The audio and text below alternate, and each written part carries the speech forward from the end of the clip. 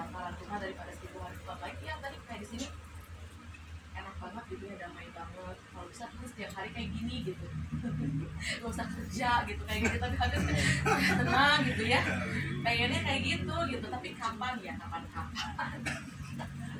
semua orang juga suka ya kayak gitu ya.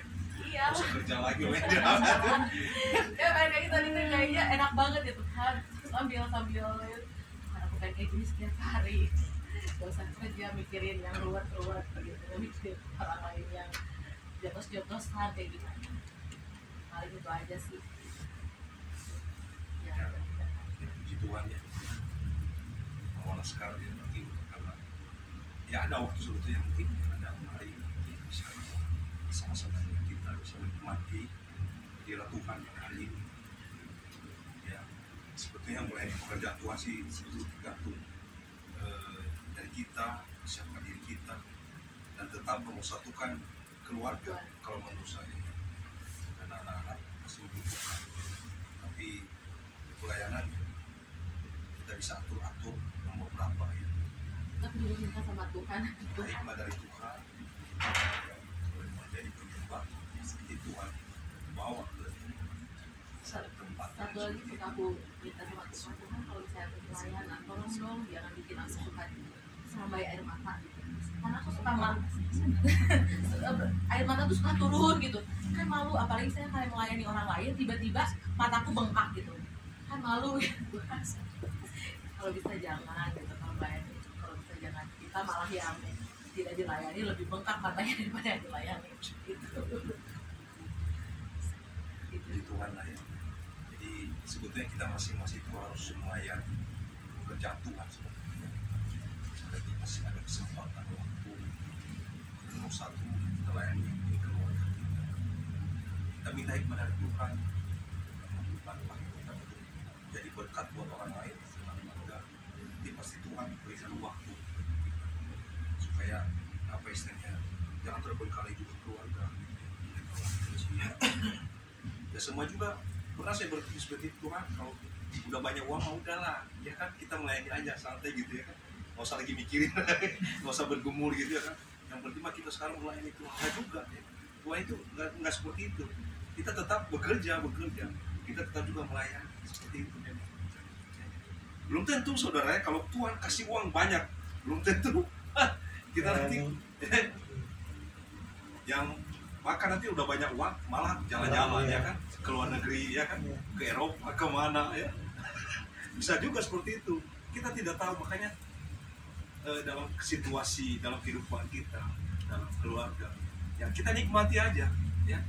Kalau kita bisa melayani, puji Tuhan ada kesempatan dan tetap mempersatukan keluarga kita ya. Lagi anak-anak kecil satukan itu nomor satu supaya mereka juga nanti diberkati ya. Dan pelan-pelan kita juga minta hikmah dari Tuhan supaya kita juga melayani pekerjaan Tuhan juga lewat talenta yang Tuhan berikan kita harus mempergunakan itu juga. Jangan kita diamkan ya, jangan kita padamkan roh kita juga seperti itu ya. Sebetulnya Tuhan Yesus ada di mana-mana sebetulnya ada. Tuhan Yesus kan ada di hati kita sebetulnya ya. Jadi dimanapun kita ada, kita bawa hadirat Tuhan sebetulnya. Bukan tempat dimanapun ya, itu bukan tempat itu yang, tapi masing-masing kita bawa harapan itu ya. Tuhan Yesus ada dalam hati kita sebetulnya, tapi ya itu tergantung kita, hati kita yang bisa tersuka cita. Kalau hati kita penuh dengan masalah problem, itu nggak akan muncul seperti itu. Tapi kalau kita bersiapkan hati, ya Tuhan saya mau ibadah hari ini, jaga hati saya mau hati saya, mulut saya memuji Tuhan, pikiran saya tidak melayang-layang ya kan. Pernah suatu saat kami ke gereja ya, suatu saat ke gereja ya karena cepat-cepat buru-buru ya kita pergi, tapi pikiran saya waktu itu waduh, udah ibadah berapa ini kepikiran kompor gas udah dimatiin belum nasi, keingat itu sampai selesai, sampai pikiran nanti gimana kamu terbakar itu jadi keganggu seperti itu saudara ya. Makanya ya kita harus mempersiapkan diri ya, itu sampai selesai ibadah ya, pikiran saya aduh udah nggak kekaru-karuan gitu.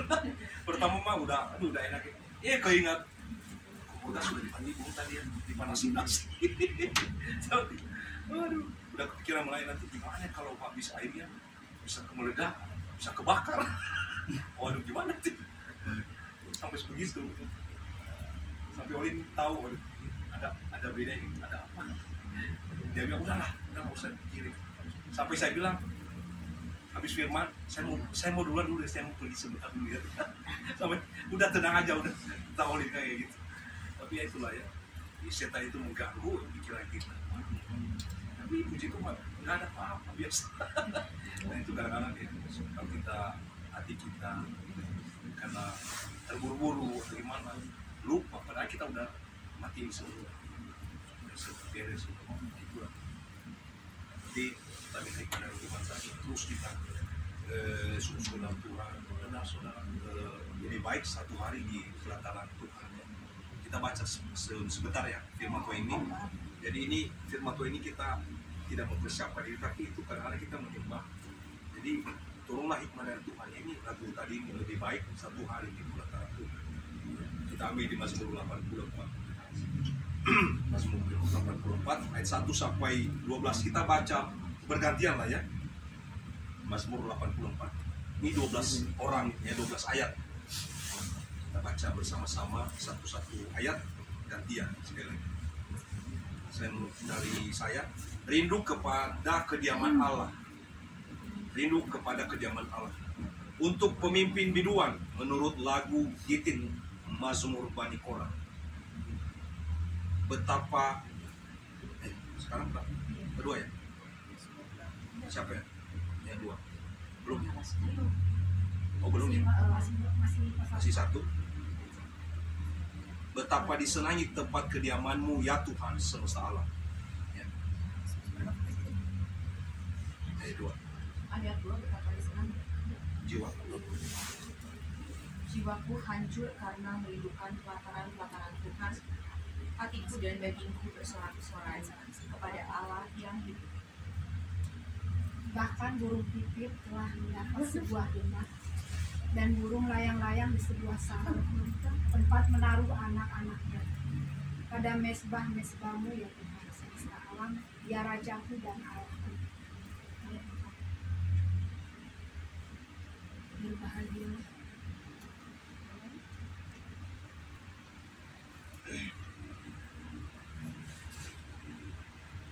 Berbahagialah orang-orang yang diam di rumahmu, yang terus-menerus memuji Engkau, Selah. Berbahagialah manusia yang kekuatannya di dalam Engkau, yang berhasrat mengadakan ziarah. Apabila melintasi lembah Baka, mereka membuatnya menjadi tempat yang bermata air. Bahkan hujan pada awal musim menyelubungnya dengan berkat. Tenaga. Mereka berjalan makin lama makin kuat, hendak menghadap Allah di Sion. Ya Tuhan Allah semesta alam, dengarkanlah doaku. Pasanglah telinga, ya Allah, Yakub.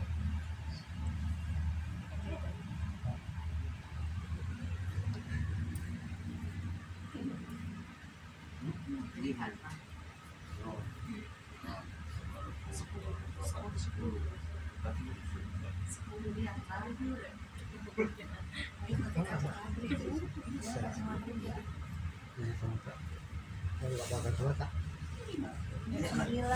Lihatlah beri saya panggil, ya Allah. Pandanglah wajah orang-orang yang Allah. Mazmur 84 ayat 11. Sebab lebih baik satu hari di pelataranmu, seperti lebih baik daripada 1000 hari di tempat lain. Lebih baik berdiri di ambang pintu rumah Allahku daripada diam di kemah-kemah orang asing.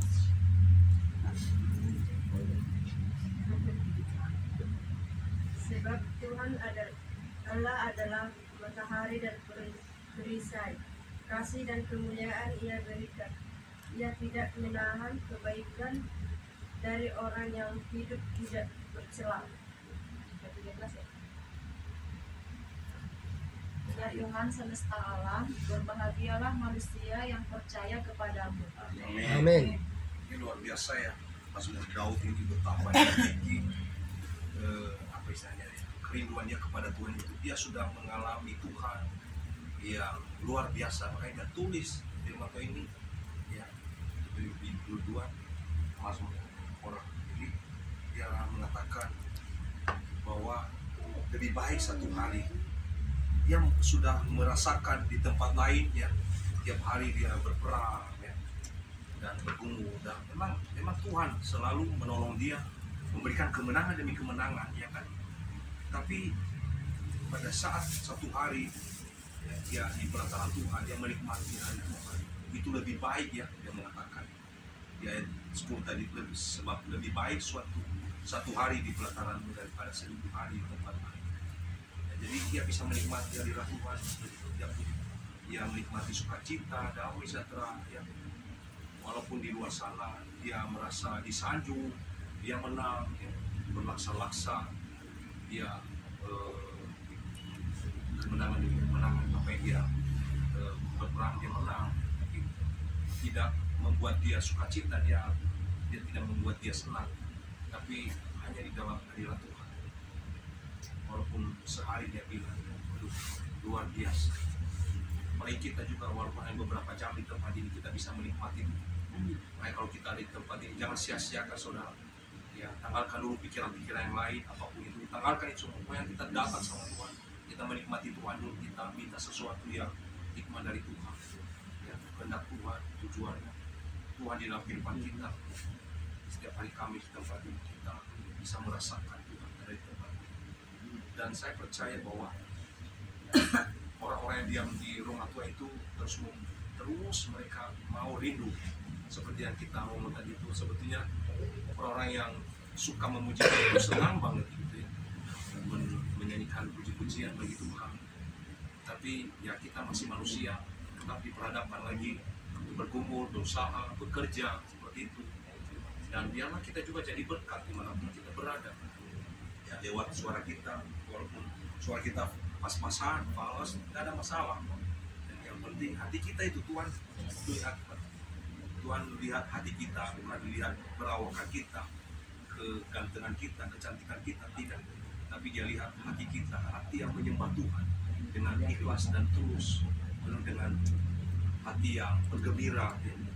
Seperti lagu kita, hati yang gembira dalam obat yang hancur. Ya.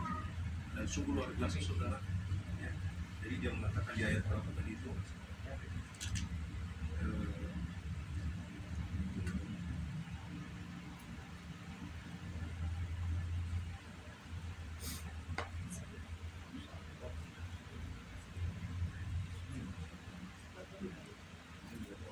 jadi orang-orang yang memberikan kekuatan ya.